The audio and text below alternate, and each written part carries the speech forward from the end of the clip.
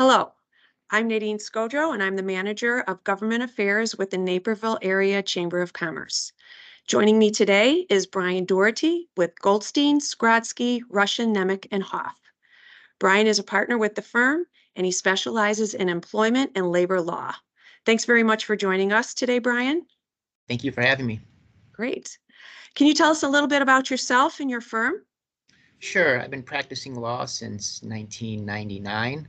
I joined the firm in 2006, and I primarily practice in the field of employment law, which entails counseling business clients on legal compliance, employee relations, and onboarding issues.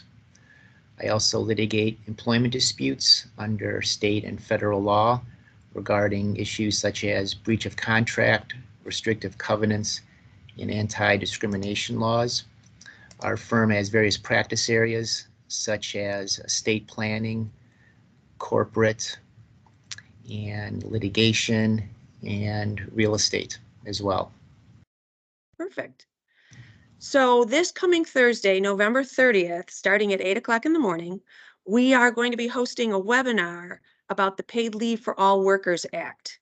Can you give us a brief summary about that act? Absolutely. The Paid Leave for All Workers Act provides that employees earn 1 hour of paid leave for every 40 hours worked during a 12-month period that would be decided upon by the employer and employee. The paid leave can be taken for any reason, so sick time, personal time, or vacation time would be covered under the law. Employees would be paid their full wages while taking paid leave. An employer cannot require an employee to find a replacement for the employee who is taking paid leave.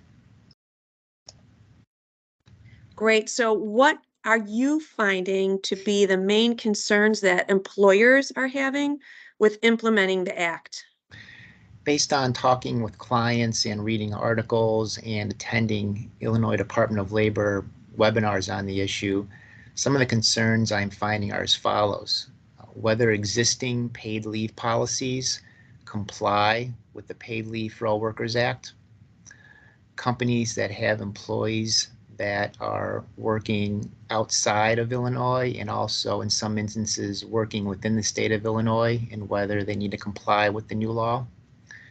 Whether an employer can offer different types of paid leave based on different classes of employees. So for instance, differentiating between full-time versus part-time employees or exempt versus non-exempt employees. Another issue is the circumstances under which employees have to provide advance notice of taking leave, because in some situations the leave may not be foreseeable. And lastly, record keeping if employees are working less than 40 or more hours per week. So because this does include full-time, part-time, seasonal workers, correct? Absolutely. Yeah. So that kind of gave us a little inside look. Can you give us maybe a little bit more of a sneak peek as to what you'll be talking to us about on Thursday? Sure.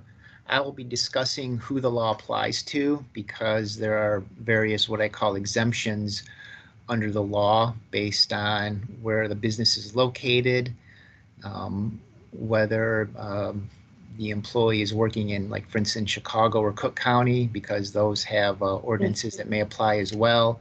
Right. Whether companies have existing paid leave policies in effect. I'll also be talking about accruing leave under the law versus front-loading paid time off, policies regarding requesting time off for paid leave, how to determine the regular rate of pay when an employee takes leave and gets compensated, and the notice requirements that the employer is supposed to comply with under the law. Great. That all sounds tremendous. And you will be around to answer questions as well on Thursday? Yes, I will. Perfect. Wonderful. Well, thank you very much for joining us today. And as a member, if you would like to join us on Thursday, please go to our website to register. Thanks once again, and we'll see you on Thursday.